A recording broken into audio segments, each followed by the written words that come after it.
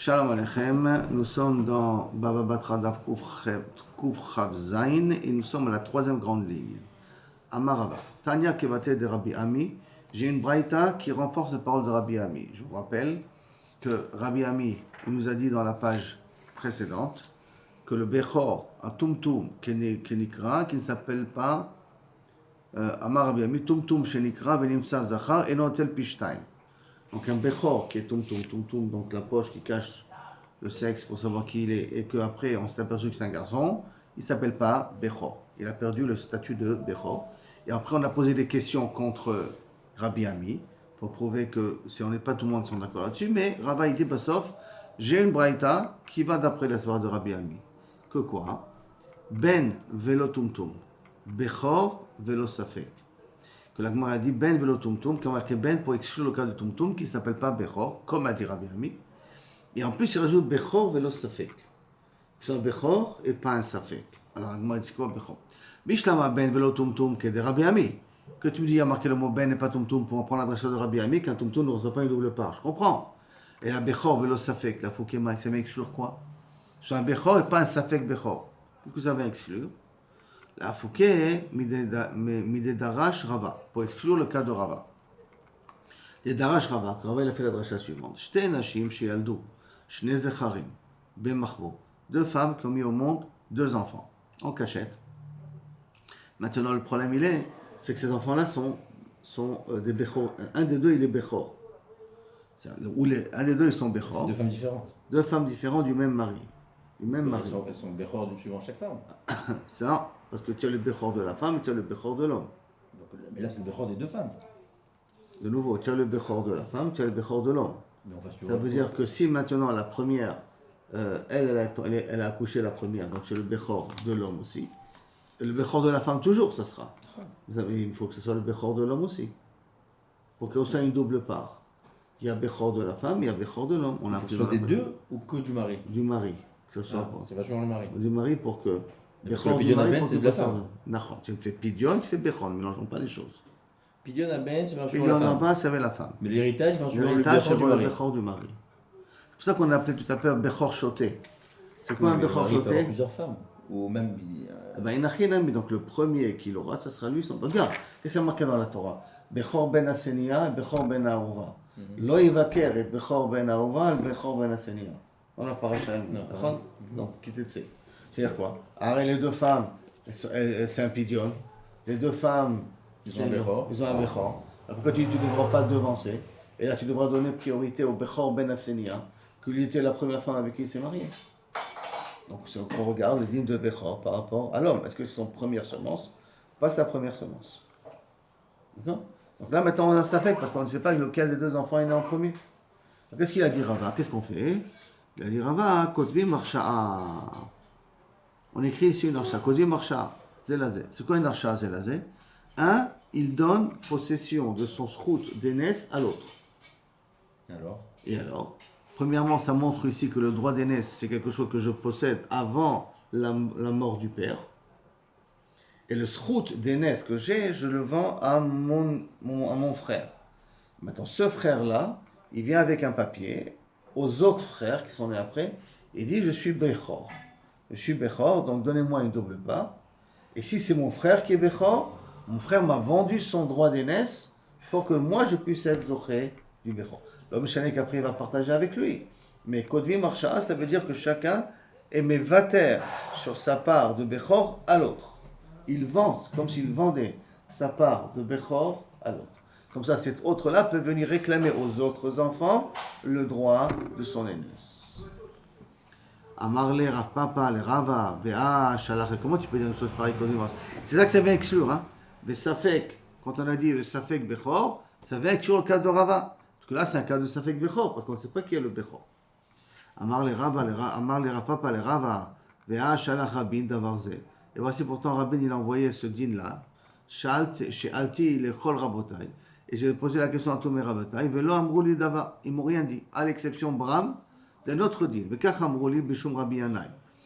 Ou Keru, Velevasov Nit Arvu. Si au départ, on savait qui était le Bechor, au Keru. Et après, les Bechorim se sont mélangés. Et on ne sait plus le reconnaître qui et le Bechor, Kodvim Marsha Zelazé. Chacun s'écrit à l'autre le droit qui vend son droit d'aînesse à l'autre. Lo Keru En Kodvim. Si on ne savait pas au départ qu'ils sont les vrais Bechorim, alors là on ne peut pas écrire une Archa. En Kodvim Marsha Zelazé. Et donc c'est contraire à ce que tu as dit. Tu as dit que dans un cas de Safek, de quel Safek tu as dit? Dans le cas où on ne savait pas dès le départ qui est le vrai Bechor, on sait qu'un des deux est le Bechor, mais on ne sait pas lequel c'est. Kodvim Marsha Zelazé. Mais pourtant, je vois que j'ai reçu d'autres rabbanim, que c'est dans un cas où on savait qui était le Bechor, et après il s'est mélangé, qu'à ce moment-là on écrit une Ktav Marsha. Et que Kaviachol, le cas de la Braïta, vient exclure ce cas-là, précisément là. Alors dès que Rava il a entendu que comme ça on a expliqué au nom de Rabbi Yanaï, alors ok Rabba Amorale, donc Rabba il a nommé pas colporteur, un porte-parole de sa part, mais Darash Dvarim Shamarti Lachem Taouten.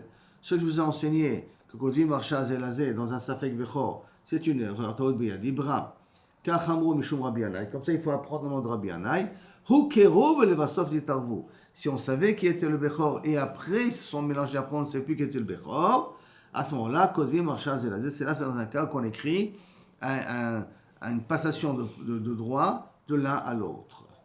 Lo Keru, mais si on ne savait pas dès le départ qui était le vrai Bechor, on ne peut pas écrire de Harsha Zelazé. Donc Rava, il a été Chozerbo, suivant l'explication de Rabbi Yanaï.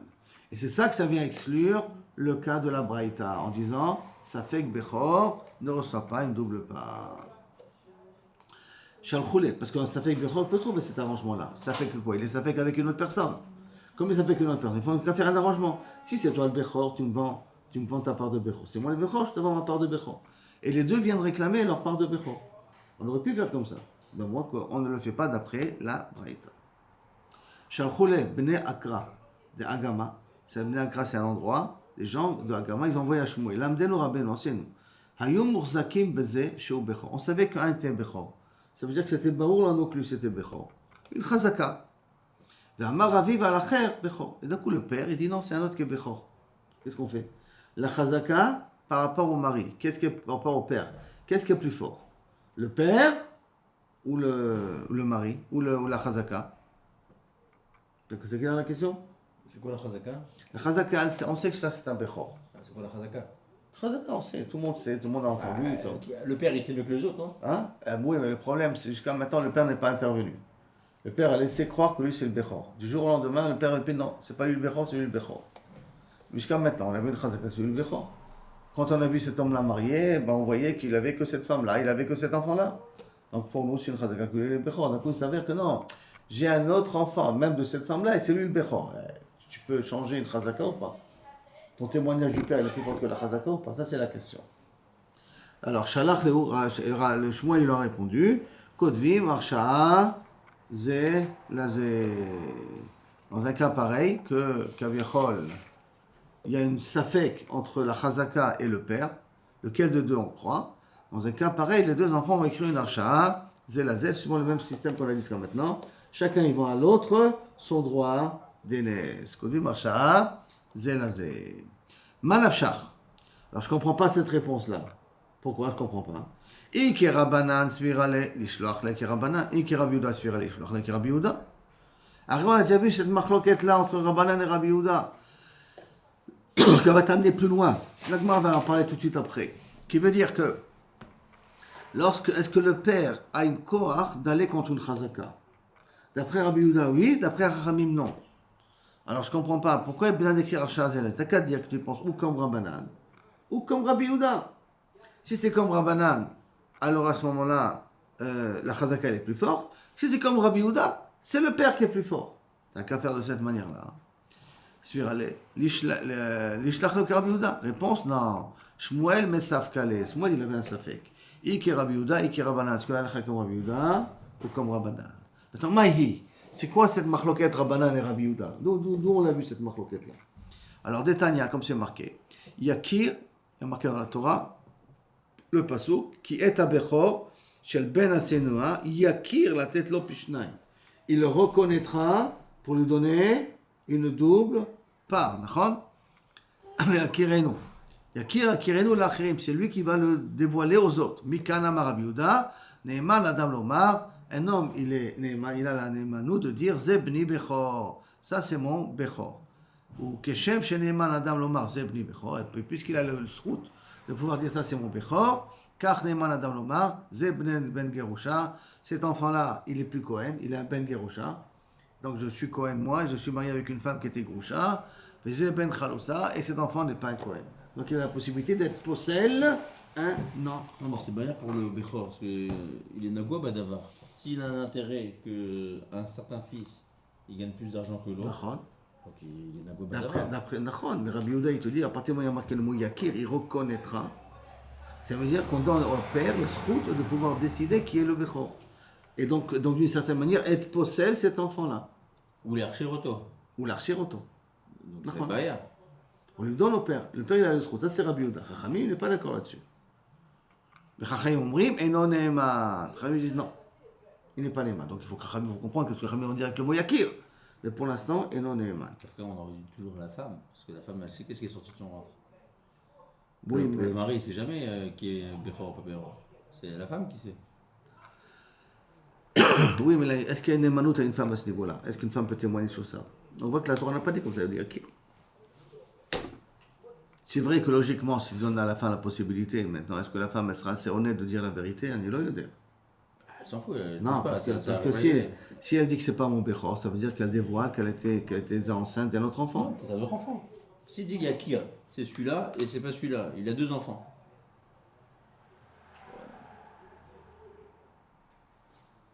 Oui, mais quand il y a 2 enfants ici, il y a un enfant, tu dis pas Yakir aussi? Et quelqu'un dit c'est pas un aîné parce que j'ai un autre enfant qui se trouve ailleurs. J'ai Avram et Israël. Non, c'est Israël, c'est pas Avram. Toi tu dis Avram, moi je dis c'est Israël. Non, là, on voit que la Torah n'a pas donné cette némanoute à la femme. Elle a donné un némanoute au mari. Laman, il À qui on pose la question? Hein? On pose la question à la femme pour le pidyon, non? Non, est-ce qu'elle a eu un pété rechem? Bah oui, Parce qu'elle a on pas eu- pose, Mais c'est d'air, on lui pose la question parce que là, c'est un autre dit, c'est un digne de pété rechem. Là, c'est pas un digne de Bechor. Là, on ne demande pas à la femme la vie du digne de Bechor. On demande au mari la digne de Bechor. Est-ce que c'est ton premier aîné? Pas ton premier né. Par rapport à toi. Hmm. C'est pour ça que d'ailleurs, dans Mitzrayim, il y avait beaucoup de morts dans toutes les maisons.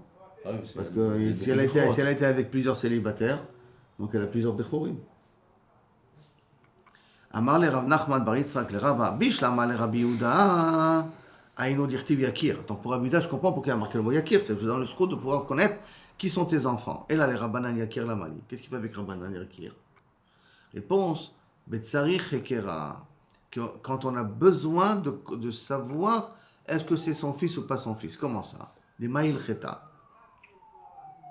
Pour quel nafkamina tu dis ça? Besoin de savoir.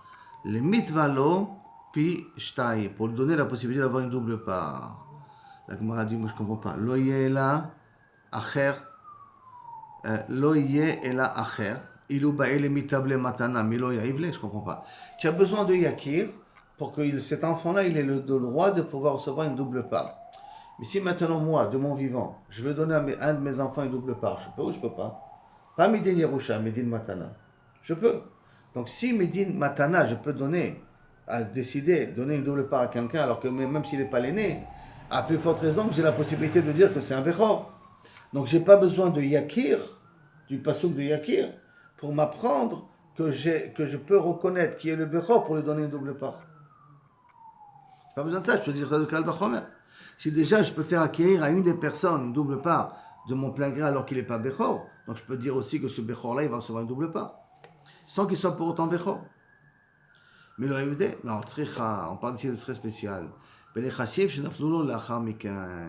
Pour tous les biens qui vont venir plus tard, des biens qu'il n'a pas encore reçus, qu'il va recevoir plus tard. Est-ce que maintenant, par le fait qu'il reconnaît que celui c'est son aîné, Yakir, et cet enfant-là va pouvoir mériter de prendre une double part sur des biens que le père n'avait pas encore? Ça ne s'appelle pas Raoui. Attention, parce qu'il est encore vivant, le père.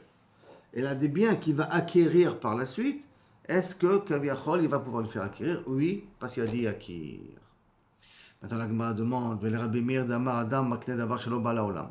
Ah, mais pour Rabbi Meir qui dit que je peux te faire acquérir quelque chose qui n'existe pas encore, donc j'ai pas besoin d'Yakir pour ça. Yakir la Mali. Puisque je peux te faire déjà acquérir des choses qui n'ont pas encore existé. Là, ce qu'on a dit, le mot Yakir, C'est les éléments qui viendront plus tard, je te donnerai. Tu auras la possibilité de les avoir. C'est ça qui vient de moi acquérir. Mais pour Rabbi Meir, j'ai pas de problème. Je peux te faire acquérir tout seul, te faire acquérir. Donc c'est à toi. C'est à toi, même si tu n'es pas Bechor. Tout ce que je vais acquérir demain. Alors à ce moment-là, j'ai pas besoin d'acquérir pour ça. Réponse.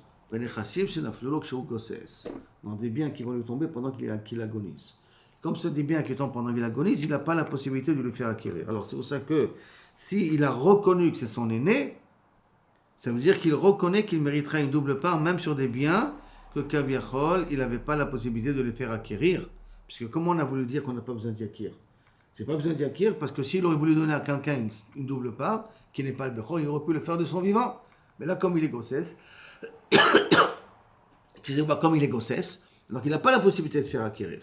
Alors dans un cas pareil, s'il a reconnu que c'était son aîné, alors là, il recevra quand même une double part sur des biens qu'il a hérités avant de mourir. Jusqu'à la première partie. Tanu Rabbanan. Hayom Murzakim Boshu Bechor. Si on savait que quelqu'un était Bechor, une chazaka que c'était un Bechor. Amar Aviv Alacher Shou Bechor. D'où la même question qu'on a vue avant. Chazaka contre la parole de son père. Bechor Neeman. Alors, Aviv Omer Alacher Shou Bechor Neeman. Le père il est Neeman. Hayom Murzakim Boshu Eno Bechor. On savait qu'il n'était pas Bechor. Amar Aviv Bechoru. Mais mais lui c'est un Bechor. Eno Neeman. Ça se contredit, non? S'il avait une chazaka qu'il était Bechor et que le père dit que c'est pas Bechor, je crois le père. Si on a une chazaka qu'il n'est pas Bechor et le père il dit c'est un Bechor, je ne crois pas le père. Lama. Réponse. Recha Rabbi Yehuda Sefer Rabbanan. On sait très bien que le Machlok est Rabbi Yehuda et Rabbanan, d'accord? Donc cette braïta, elle est partagée en deux. Une partie de Rabbi Yehuda, une partie Rabbanan. Sefer Rabbanan. Amar Rabbi Yochanan. Amar Benihu. Si quelqu'un il dit ça c'est mon fils. Vechazav Amar Avdihu.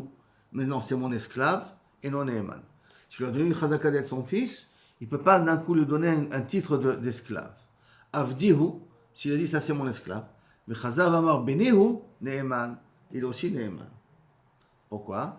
De meshamesh li ki avda kama. Quand il avait dit au départ c'est un Eved, il prétendait de dire qu'il me sert comme un Eved. Mais c'est pas que c'est un vrai Eved. Il me sert comme un Eved. De meshamsha li ki avda kama. Mais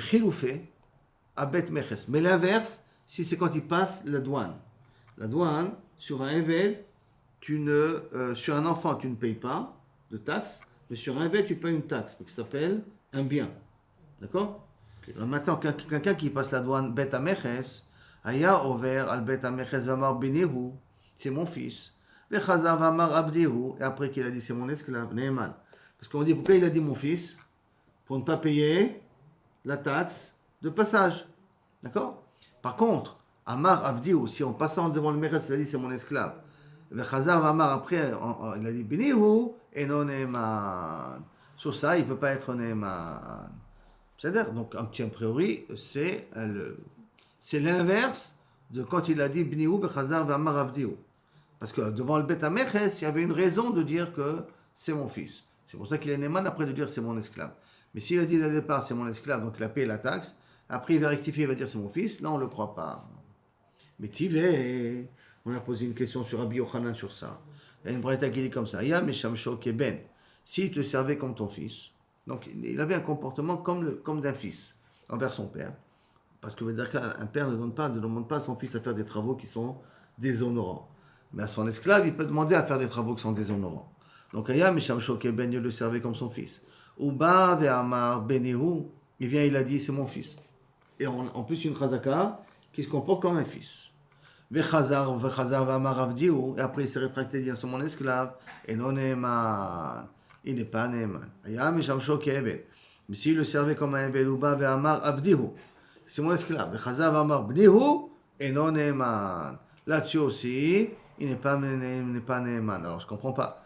D'accord? Comment tu m'as dit au départ que, d'après toi, Rabbi Yochanan, quand je dis que c'est un Eved, après tu me dis que c'est ton fils, tu dis il est Neeman, parce que c'est une Kabbalah il me sert comme il m'a servi comme un Eved. Et là, on va une braïta meforeshet, que si tu as dit c'est mon esclave, après tu as dit c'est mon fils, il n'est pas Neeman.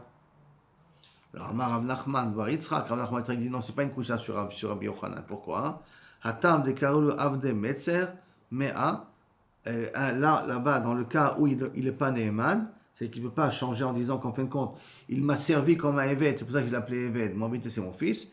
Parce que là-bas, quand il l'appelait Eved, il l'appelait Eved qui vaut 100 ouz.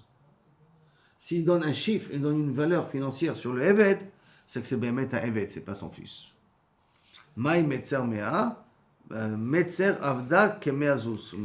Ce Eved-là, il vaut la valeur de 100 ouz. Et quand quelqu'un il dit de cette manière-là, hein, c'est que c'est un Eved, et là, il ne peut pas dire après, non, c'est mon fils. Shalach le Rabbi Abba le Rabbi Yosef bar Chama, haomer le chavero, quelqu'un il dit, Avdi ganafta, tu m'as volé mon esclave. Vous, Omer, lo ganafti, ma putain, je t'ai pas volé l'esclave.